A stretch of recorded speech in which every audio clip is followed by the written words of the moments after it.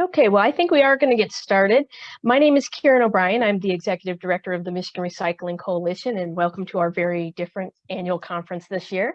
We are really close to the end of this 4-week escapade. As you know, we're having to do things a little bit differently this year. Our key word, I think, is adaptive. And this is our last week of programming. This is one of our keynotes. We also have a keynote speaker tomorrow. Before we get started, I'd really like to share with you that we've already hosted 10 conference sessions. Those are 90-minute sessions. There are recordings of all of them. Really good content, very in-depth with good speakers. So we hope that you go to our conference page and catch up on some of the sessions you may have missed, maybe help colleagues find sessions that might be interesting and helpful to them as they go forward. We do have another keynote presentation tomorrow that is with Nina Butler from Stina, formerly of More Recycling, and Ralph Shammy from the International Monetary Fund. They're going to talk about the paradox of plastic, and it definitely is a paradox. I really want to give a shout out to our sponsors this year.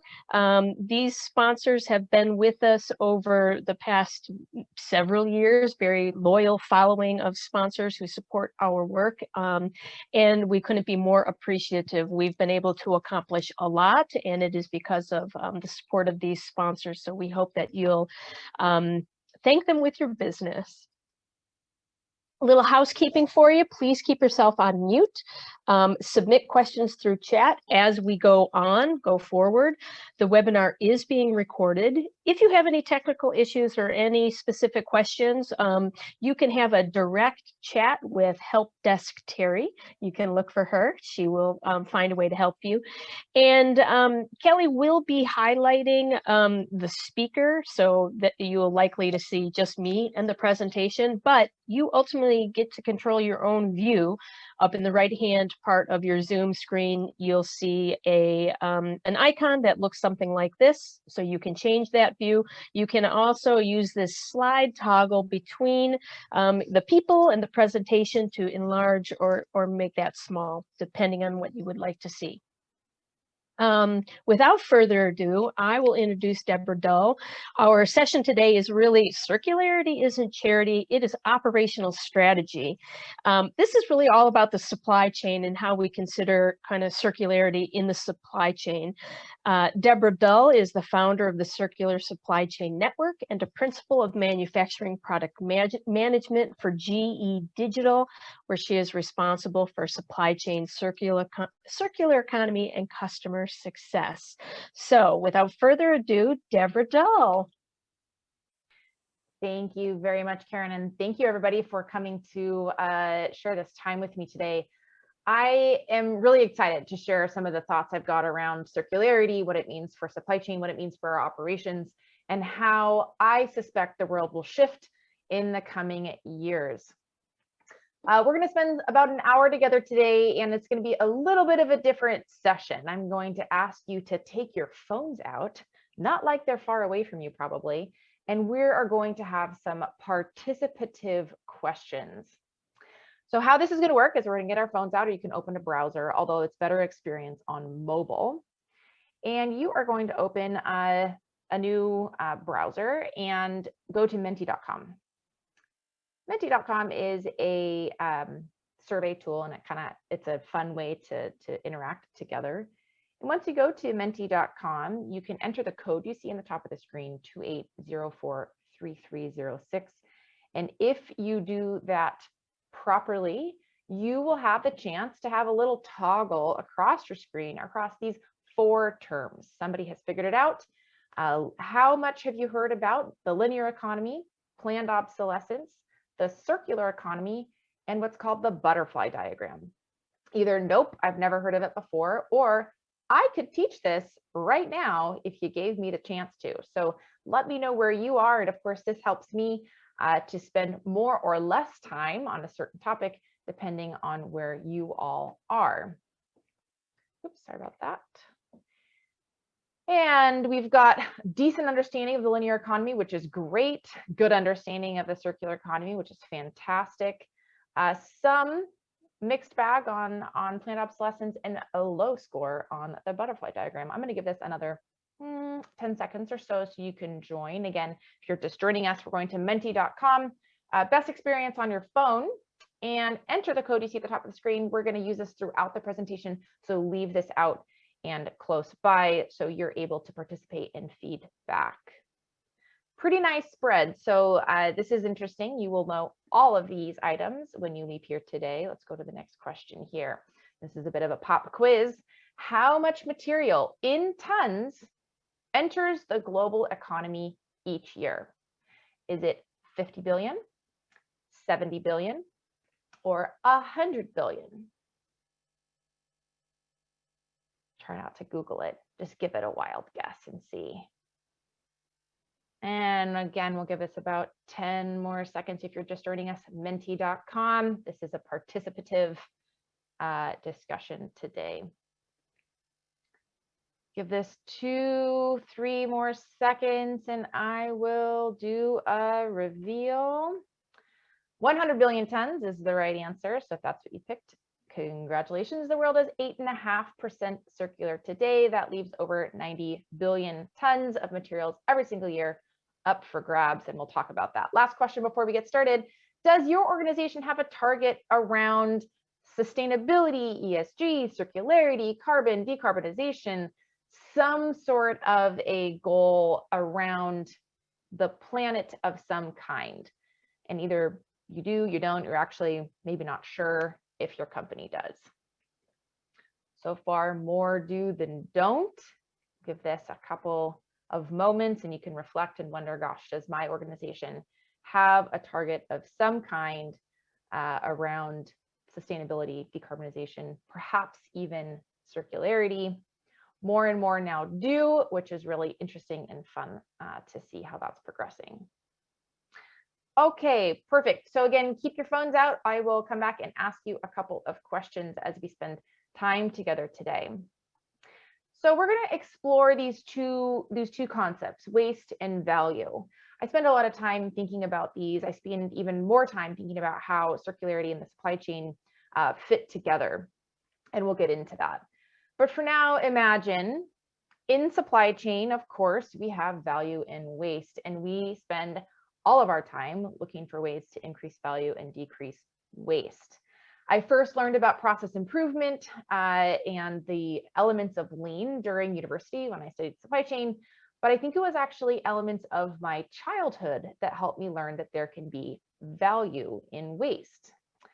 I grew up in a fairly rural area, central Washington state, the apple capital of the world, or at least of the US.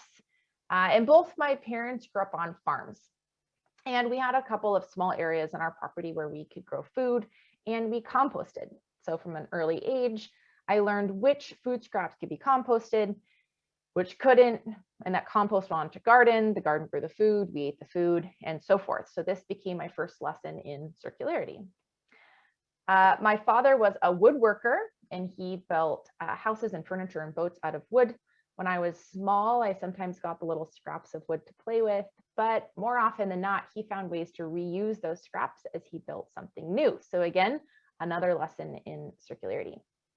So again, in this time we have together today, let's explore value and waste. Up until this point, as a global economy, as many of you know, we have seen value sort of like this: customer, supplier, customer, supplier, customer, supplier, and so forth. It happens in a line, and along that line, we find and eliminate waste. Now, the circular economy says there are more opportunities to make money than what we're doing today. It doesn't have to be a line.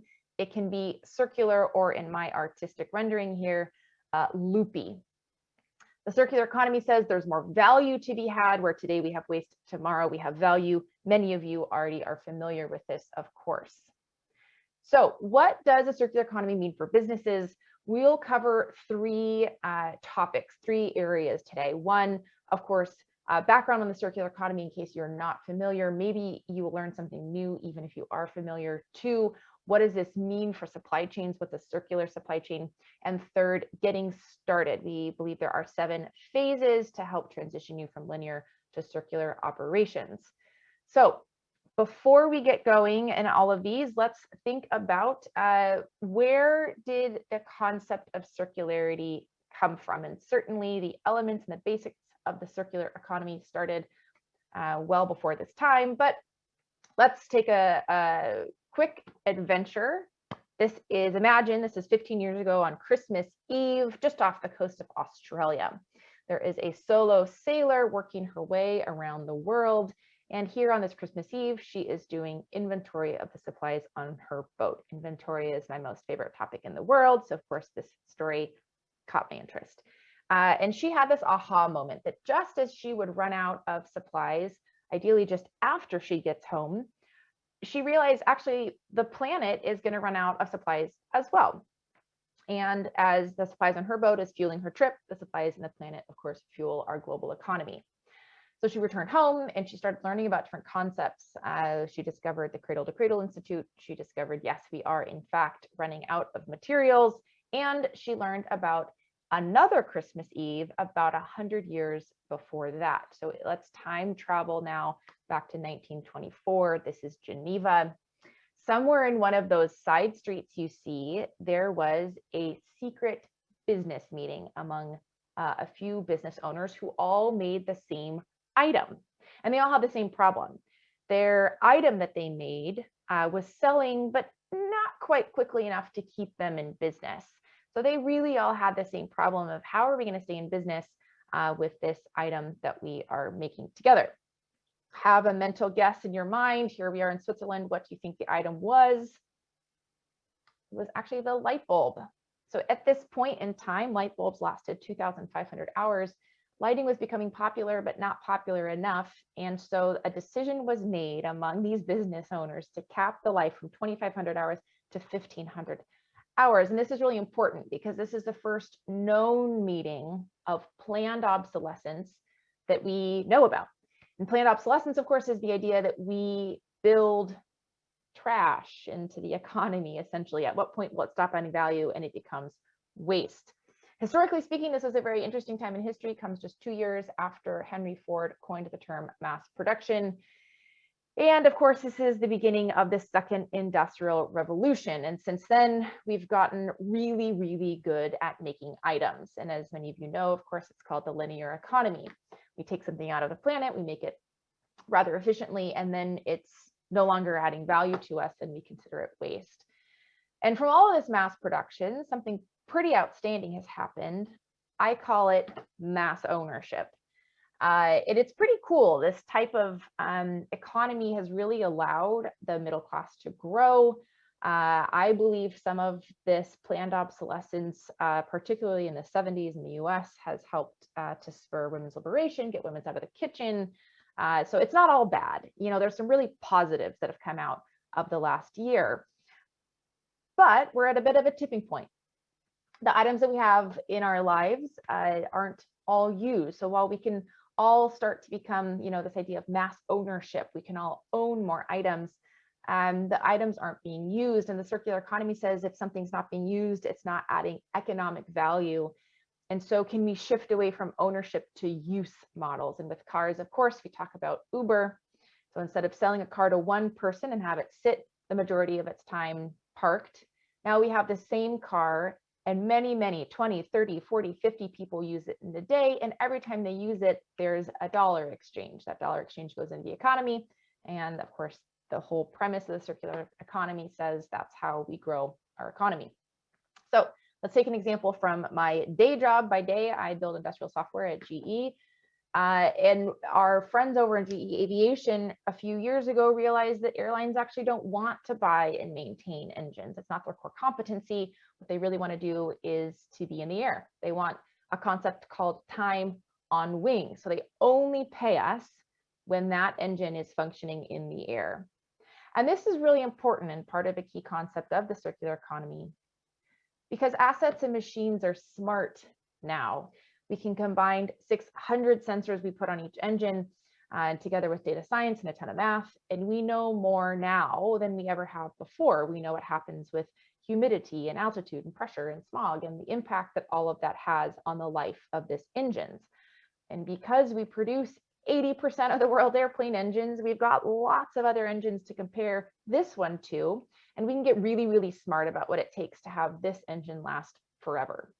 This becomes a core element of the circular economy, which we'll talk about in a few slides. This is the idea of a smart machine. Let's think about the idea of a smart process.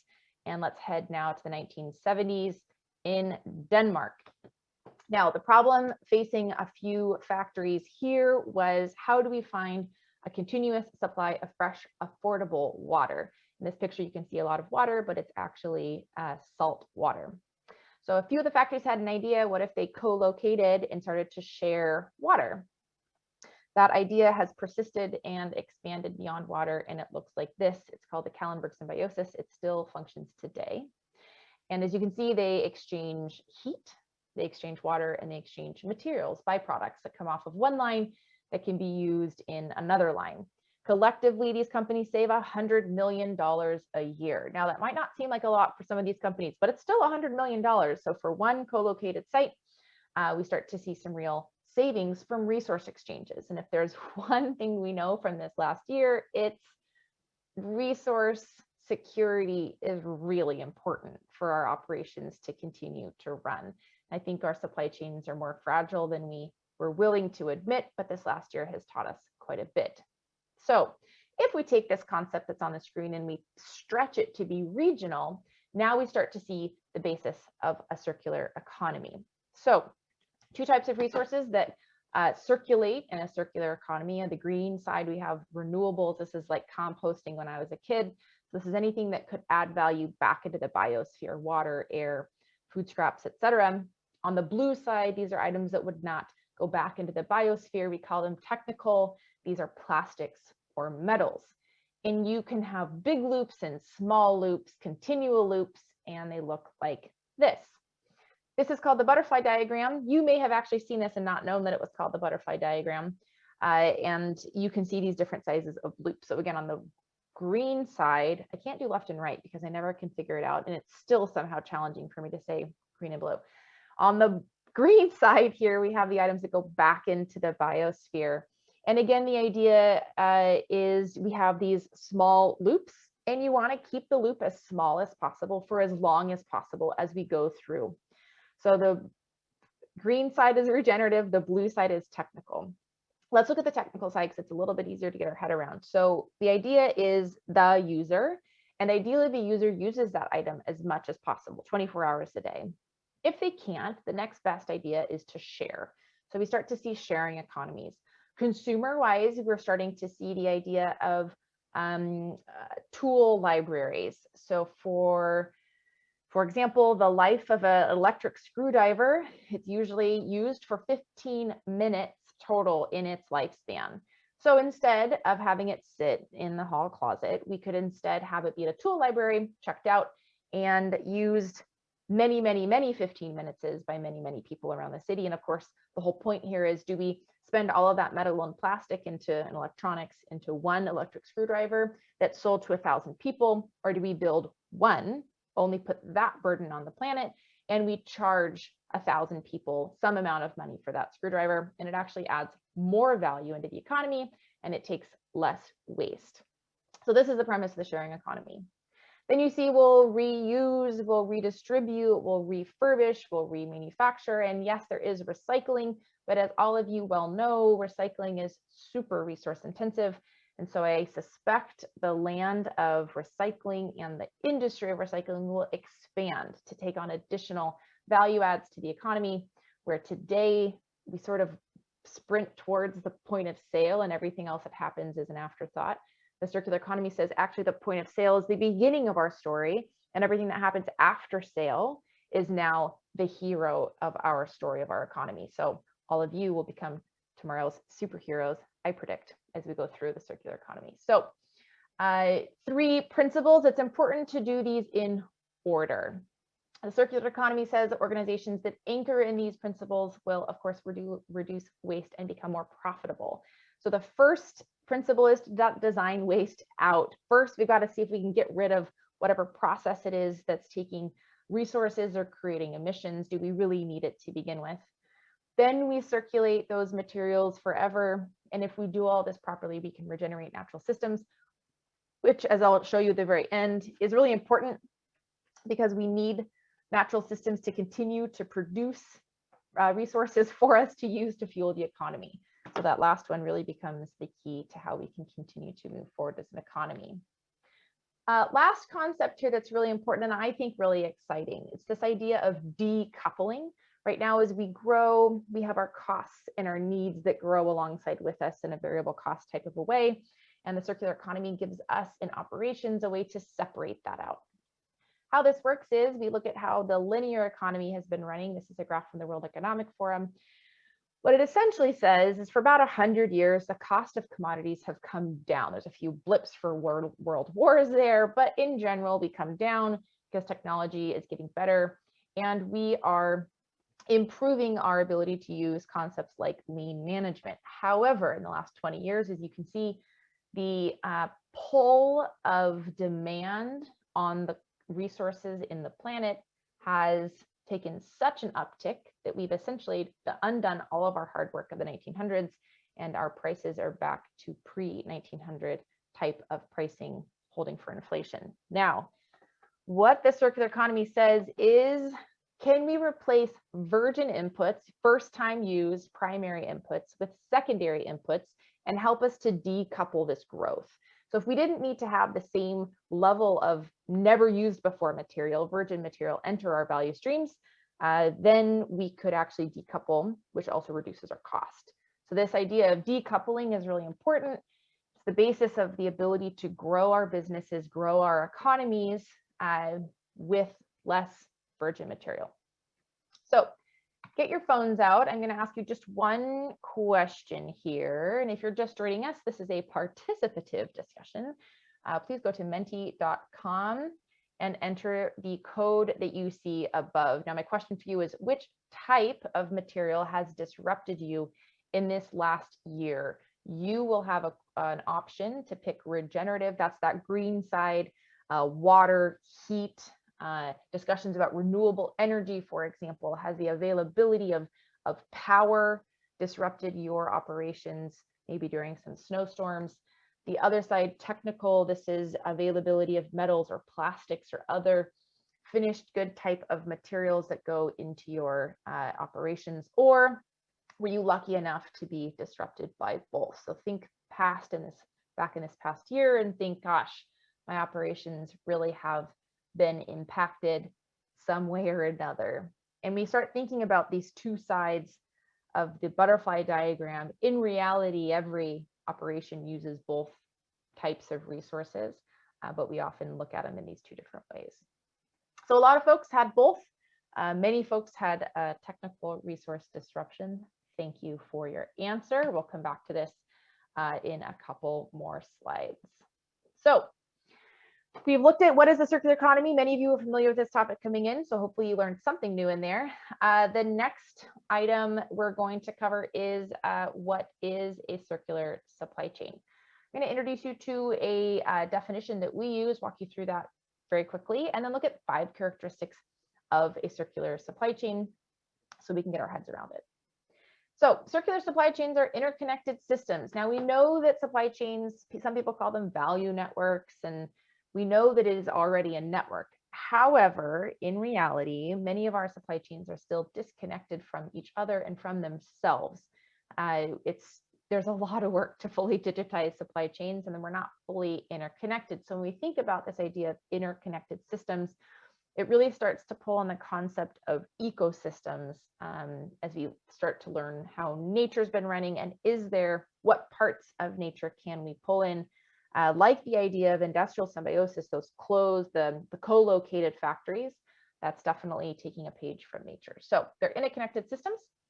These secondary and regenerative inputs, this shouldn't be a surprise to you by now. So everything coming in to the operation comes from someplace else. It's already been used before, or it's from a regenerative source, meaning, or a renewable source, right? So it's solar or wind power, for example, as inputs in. They generate value. No waste is generated from a circular supply chain. It's only called waste because we haven't found a customer for it yet. Industrial waste in America is a $57 billion a year industry, a number many of you are probably already familiar with. And we do this by reducing and extending resource use. How do we stretch the life of the assets in our supply chains? How do we apply lean thinking, use less, maybe shorten our supply chain operations so we're not driving items around the world? Let's go through 5 characteristics and we can start to get our heads around circular supply chains. So first, a circular supply chain is lean. Again, this should feel very familiar to us. Where many organizations are focusing now is less energy and water. This is a really nice place to start because it's becoming more and more measurable as we apply sensors across our operations. It saves us a lot of money. It tells a really nice story about less emissions and less pull on the environment. If lean is about finding and eliminating waste, then circularity is about finding and monetizing waste. So this starts to become the link and the shift. I think circularity is an extension of lean. Next, the circular supply chain is visible. So after we lean out our process, and again, we think the process, the waste from one process becomes the inputs for another process. That means every process in the world right now is producing new types of raw materials for new types of customers. A couple of years ago, we used to talk about how data is the new oil. I actually think that's not true. I think data is the table stakes for participating in a new type of global economy. And again, if everyone is now the source of raw materials, everyone now has new types of customers. So if you think about your primary value stream of whatever it is your process is outputting today, and that continues, and then every source of waste that happens during your operation, what if you had a buyer for every single source of waste? First, of course, we try to eliminate it, but we've been trying to do that for a long time. So this starts to give us an opportunity to have another lever. The circular economy says there's more customers out there, and with more customers comes more value, and we can have additional value streams. So in order to do this, a circular supply chain needs to be predictive. So if we think about these new types of customers who are participating with us as perhaps a secondary customer, we start to need to give them more information about these inputs than we did before. So similarly, if you're starting to buy somebody else's processed waste, you need to be giving a different type of demand signal to a different type of supplier. Very similarly, we need to give a different type of supply plan, supply availability to others who want to participate in a resource exchange or circulation with us. So this idea of predictive is a little bit of an expansion of what we do today. A lot of what we look at is how do we anticipate end consumer demand.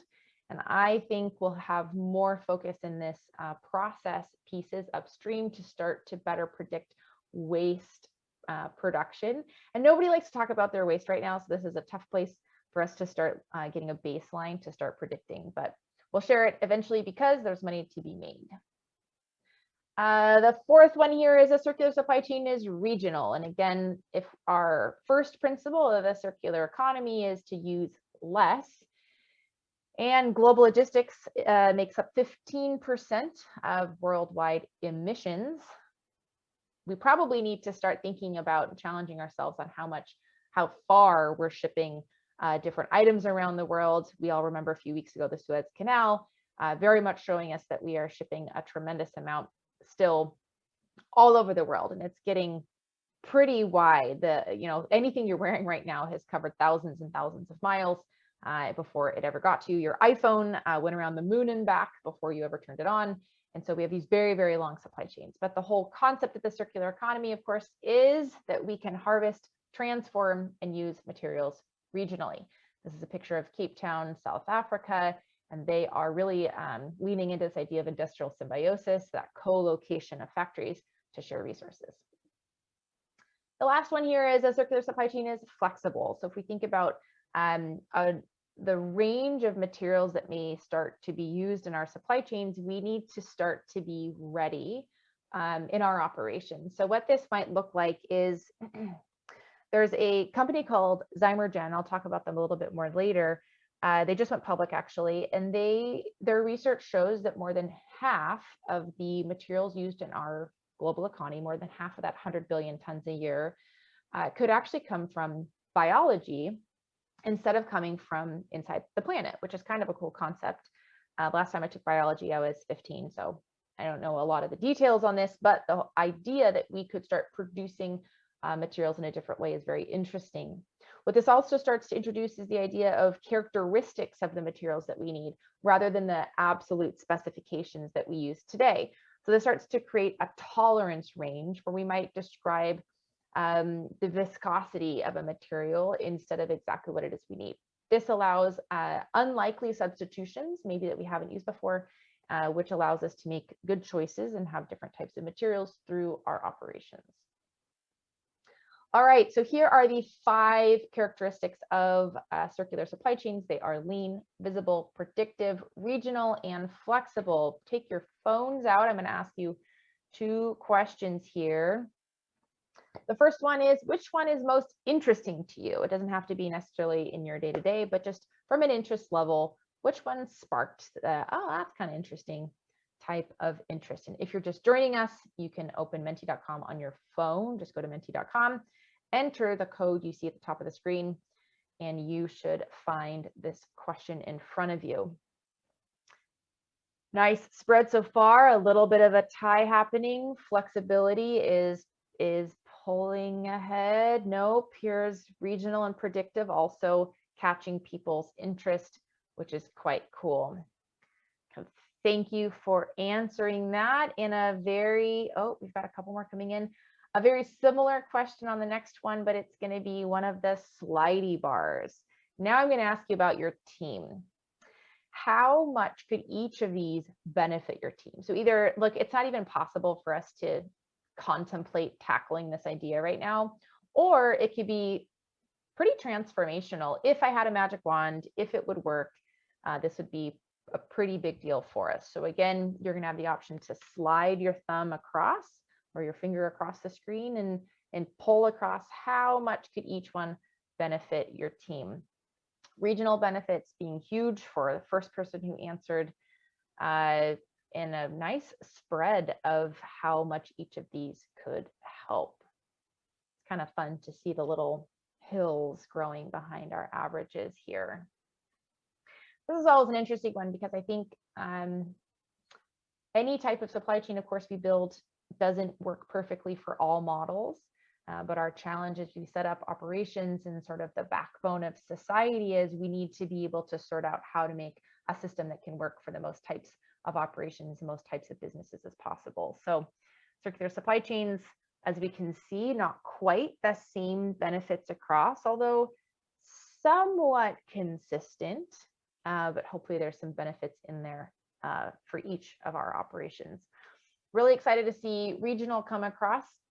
There's some very interesting discussions happening here. I'll actually be speaking at GreenBiz's Circularity 21 in about a month about reshoring of manufacturing in America. Should be a very interesting discussion. My interest, of course, is because circular supply chains are short, and the shorter supply chain we can make, the better. All right, perfect. Let's go back and do our final section we have together today. So we've been exploring these concepts of value in waste. And now, of course, the question I always get is, this is all well and good, Deborah, but how in the world am I actually supposed to do something useful and practical with this? So I will walk you through a few ways to get started in your own operations. And to do this, we'll remember all of these different loops, the big loops and small loops on this butterfly diagram, and start imagining these as I'm going to introduce a couple new terms to you, but keep these loops in mind. So we've got these 7 phases of shifting from a linear to a circular operation. The language here is the language from the circularity community, not necessarily from the operations community, but I have a decoder key at the very end you can take a snippet of if it's useful to you. So let's walk through these 7.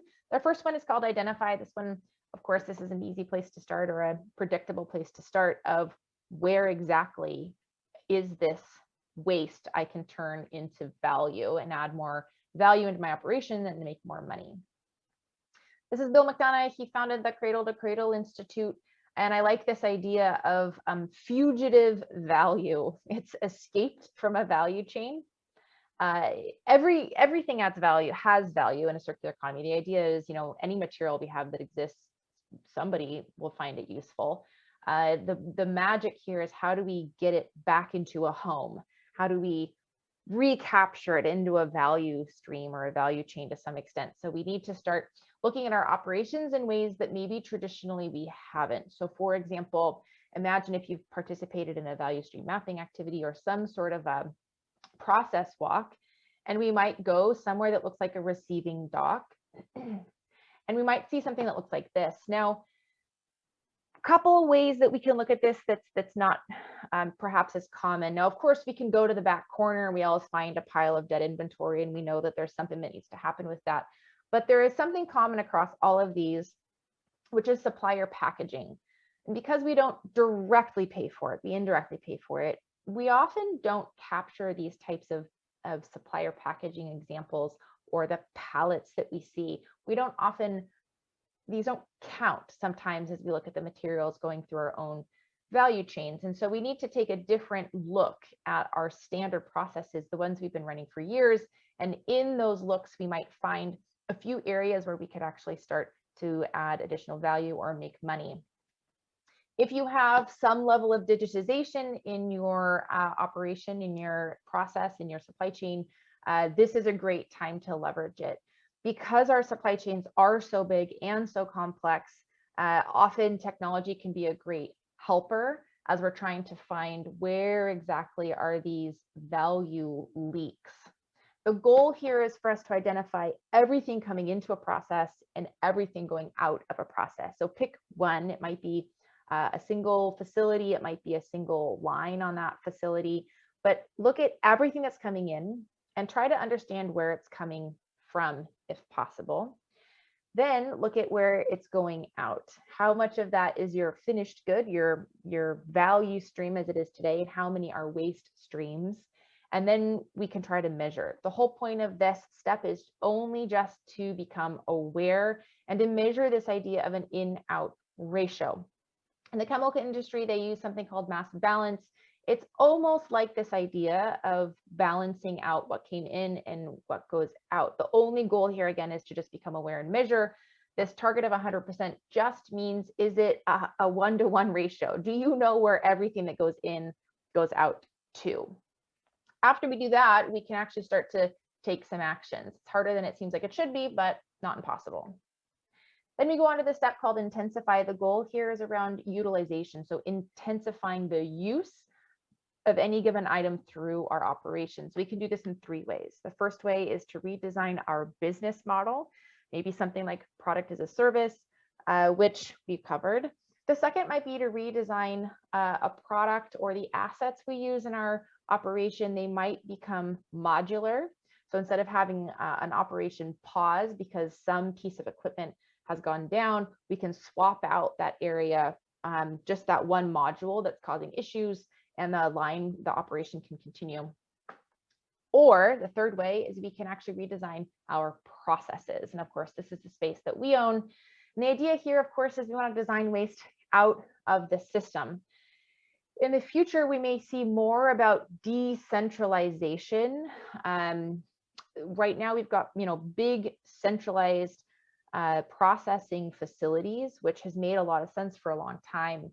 As we start imagining the future state, however, it may be that smaller operations located closer to the point of use make sense. And I've got a slide in that somewhere here in the following slides. So this is measured through utilization. The goal in our operations is that everything we have in our operation is utilized all the time. That's the goal. Is it possible to have a piece of machinery bolted to the ground, shared across operations? Not frequently, but this is where we can start imagining facility sharing, or somehow getting creative to keep that piece of equipment running. If 2 organizations can utilize similar types of lines, that of course means that we don't have to build 2, we can use the same one. Very complicated to do this, but it is technically possible. Then we get into the land of narrow. This is about using less. As I mentioned before, many of the organizations I speak with are still very focused on water and electric. And again, this is a great place to start because it has so many different values for us. We can save money, we can reduce our emissions. So it's a good story all around. Now, I had just mentioned decentralizing operations. One way that we can use less is to cut out a lot of logistics processes that we have right now.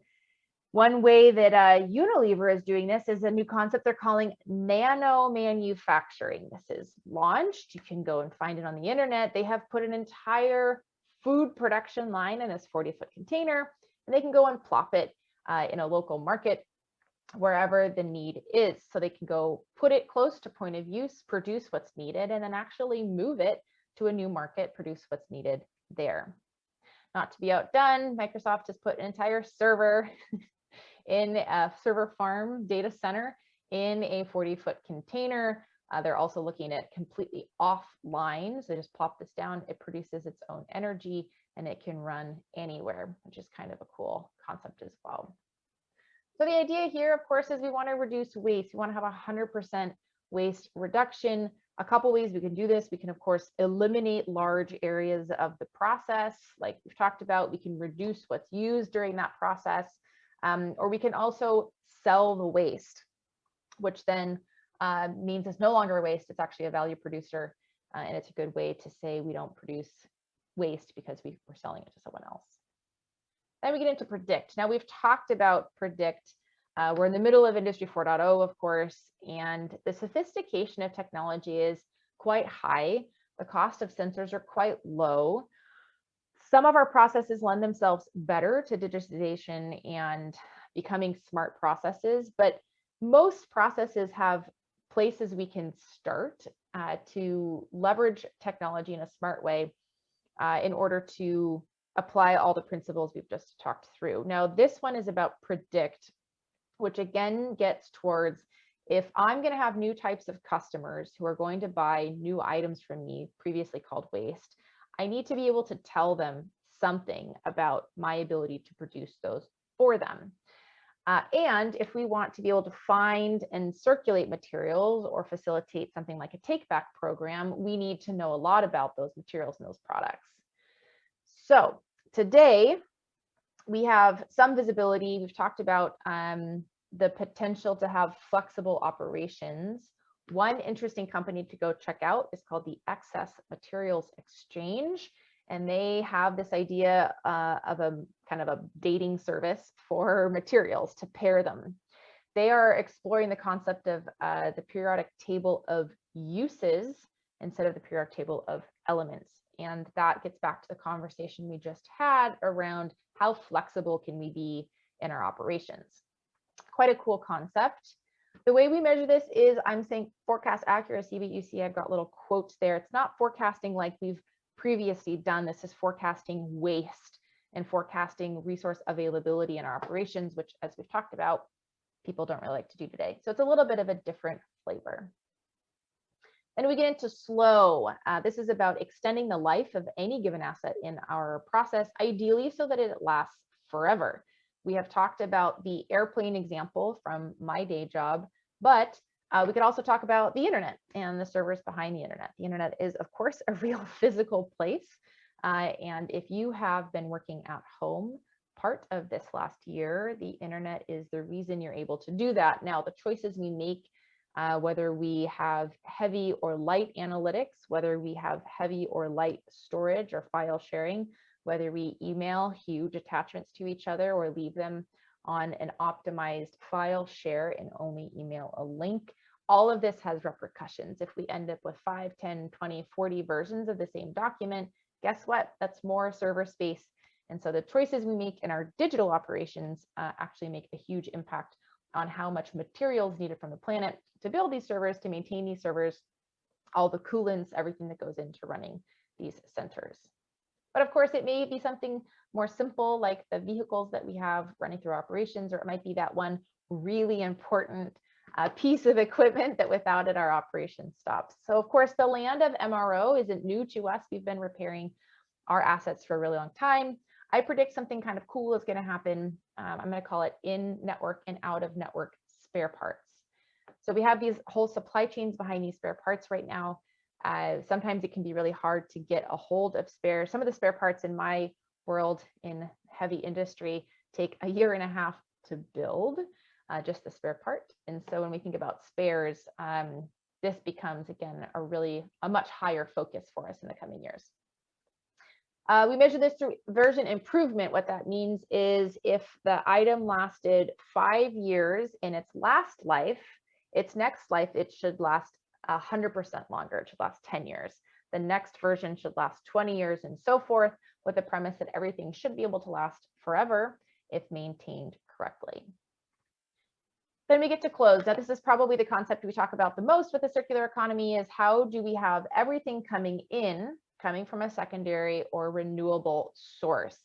An example I'll give here is from the company BASF. They have this concept called Verbund, very similar to the Kallenberg symbiosis, that shared industrial symbiosis idea we talked about from Denmark from the 70s, but it's still running today. BASF has 6 of these types of sites all around the world, and they're able to share their own resources with each other. So they've taken this idea and, as you can see, spread it across 4 different places.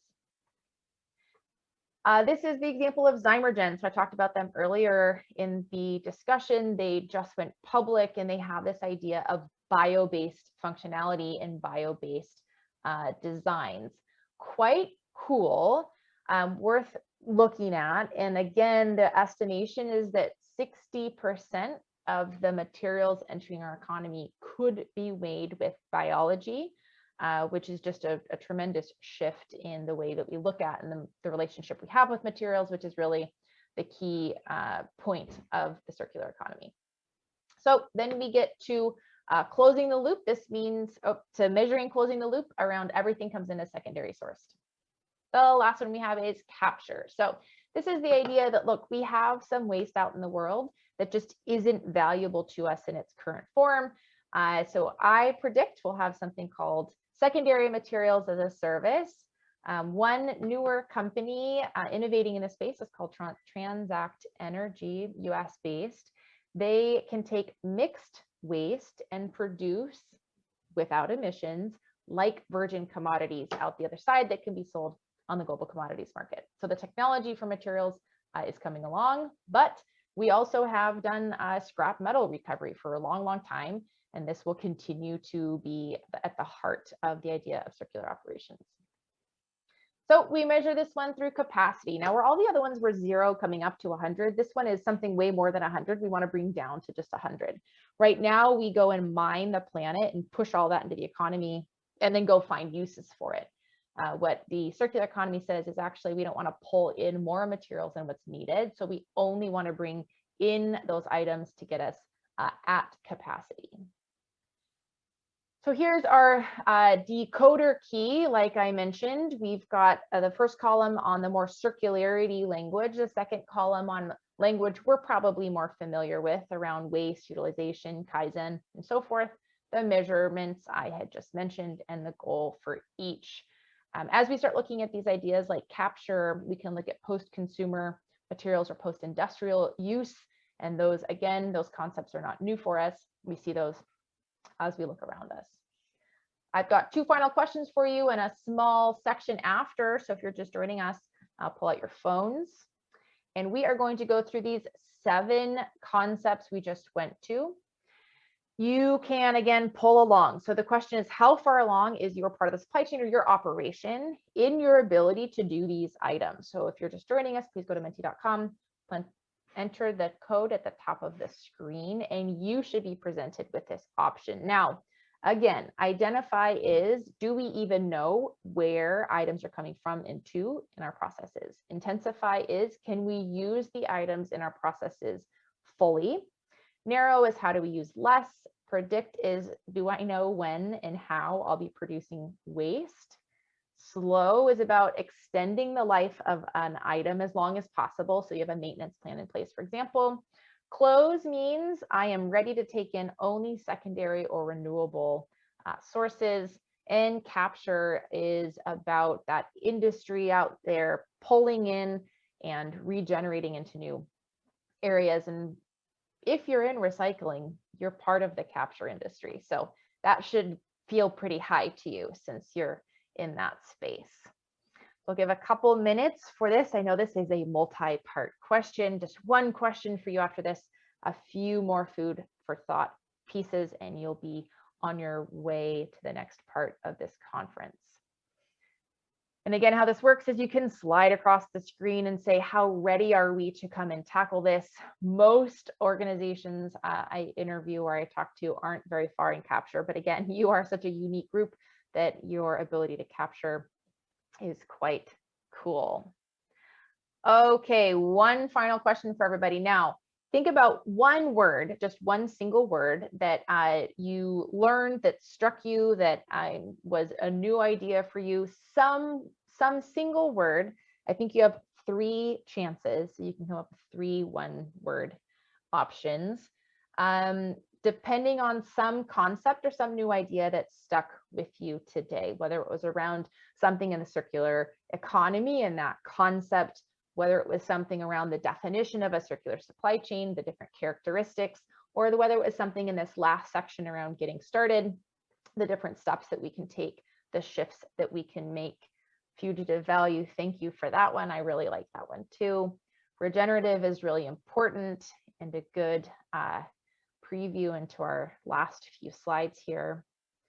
Kaizen is super important. Collaboration is super important. There's a lot of work happening around industry right now, collaborating among competitors to set industry standards. We don't have accepted ways to measure this through our value chains and operations right now, which is a barrier kind of stunting our ability to get going. Flexibility is super important. I think what's coming out in the land of material science is going to be pretty mind-blowing in the next couple of years. And we're going to need to be able to use those new types of bio-based materials in our operations. Circularity made the cut, which is great. Investment, we didn't talk about it at all today, but this is one area that the large financial institutions love to invest in. If you think about it, today's world is rather risky to invest in operations because where will our inputs come from? Is this sustainable? Can you continue to run your business? In the future, if you're using a circular operation, you have much higher material security. And this is actually seen as a less risky investment for a lot of these large investors like BlackRock, JP Morgan, etc. This is a lovely word cloud. We'll see if anybody has a final question, word to add, but thank you for participating there. I'd like to share a few more thoughts with you now, and we'll call it a day. So sustainability, we talk a lot about sustainability these days, but I'd like to kind of throw down that sustainability is not enough. And of course, when we think about this world, we have pushed our source of raw materials past where we're able to sustain. So if we were just to continue to cruise today like we're doing, we've pushed it a little too far. So 100 billion tons, you know this, sustainability is not enough. Regenerative supply chains are needed. If we think about these two concepts we've explored together today, value and waste, and we want to increase value and decrease waste, in reality, what this comes to is not waste to value, but value to value. And it's not up or down, it's a circle, it's an exchange. It's saying, look, there's something that has value to someone that's in my value chain. It just doesn't have value to me anymore. I'm going to find someone to exchange that with. I didn't come up with this idea, of course. The idea of regenerative supply chains are all around us. And many of the leaders are starting to explore Patagonia, of course. Very interesting what's going on. Since I took this screenshot, they have launched putting repaired, used clothing on the same rack right next to the exact same item that's brand new to give consumers a full and easy, accessible choice. Now, our challenge in operations is to apply the same types of concepts as we see in the consumer world, but inside of our operations. And if we do that right, then we can build a regenerative design that again puts back resources into the biosphere, so we have those to pull on for many years to come. And of course, regeneration is the third principle of the circular economy, which makes this a nice model for us to choose. So the time today, we've covered what is a circular economy, we've covered what is a circular supply chain, and a few ideas for getting started. Thanks for joining me. If this is at all interesting to you, I run a global nonprofit called the Circular Supply Chain Network. We have discussions every Thursday That timing changes as we've got folks around the world. And so that timing changes a little bit each week as we become more available and accessible. If you point your phone camera at the screen, you'll be taken to our homepage, which is circularsupplychain.network. You can also, of course, follow us on LinkedIn. So your feed has nice little good news stories about the work already happening in circular supply chains today. So again, thank you very much. And Karen, over to you. Deborah, thank you so much. What a really informative, interesting presentation. It is so exciting to see all the different things that are happening. It makes me feel like the work that we're doing, we're not alone in that work. And, you know, you identified us right. We really are in that capture portion of the circularity, but we all have operations ourselves that we can follow that same circular, model to make sure our operations are being efficient. But you did mention that packaging is often that thing, that source of material that doesn't get counted, that is invisible. Do you have any predictions for the future about how maybe we'll be more, present to what packaging is and does for us? Absolutely. We're already starting to see business models around reusable pallets. A company called CHEP, for example, has been really pioneering in this space and trying to figure out how do we actually add value with our pallet. So imagine it's a pallet that is treated like an asset with a serial number. And in that pallet is a way to track globally where anything on that pallet could be tracked. And now we have a better, more accurate source of information through our value chains rather than a barcode that was scanned or not scanned as it went through whatever process it was. So we're already seeing that with pallets. I'm starting to see reusable, I'll call it packaging for the industrial space. So we have these large pieces of equipment and assets going through the world. How can we have these be reusable in some manner? Now, this is going to require that we cooperate across our value chains, which means our logistics providers or someone similar can help act as a broker between us. And it's going to require quite a sophisticated level of asset management applied in a way we haven't done before. So this is already starting to happen in the industrial side, which I personally find to be more interesting as the resource use and waste produced by industry is far, far higher than anything that's produced in municipalities. And so I think our focus there can really be transformative. Yeah, treating waste as assets, I think, is the next step for us. And then I would ask too that the regionalism really spoke to me, because I do think that the work that we do, especially trying to provide services to residents, to small businesses, and smaller scale kind of operations, how do we, and what is the future of designing for kind of a smaller economy of scale? We saw a little bit of that kind of nano work, but what can you predict for us in this industry? Yeah, look, I think we're going to actually be able to leave items as themselves instead of breaking them down. So if we think about the butterfly diagram and we want to have items smaller. So if I think about something like a glass bottle, there are many economies in the world that actually have a very hefty deposit. So I'll take a beer bottle in Germany. Maybe the beer itself costs €1.50. The deposit is €4. So you have to pay that when you buy it, but man, are you motivated to bring that bottle back? And it's not crushed. It's actually just washed and used again. And the value that adds back into the economy then is pretty tremendous, because the same amount of money, of course, can be charged.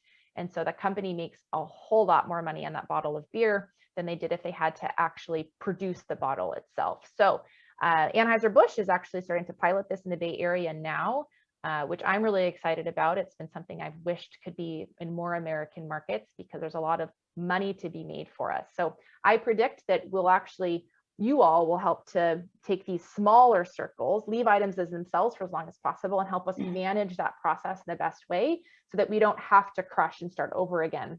We can actually allow those items to add more value. Excellent. Excellent presentation. Thank you so much, Deborah. We appreciate you taking time to be with us today. I'll thank all of our attendees for being with us. Thank our sponsors as well for supporting what it is we do. And we will go on to our next presentation. Again,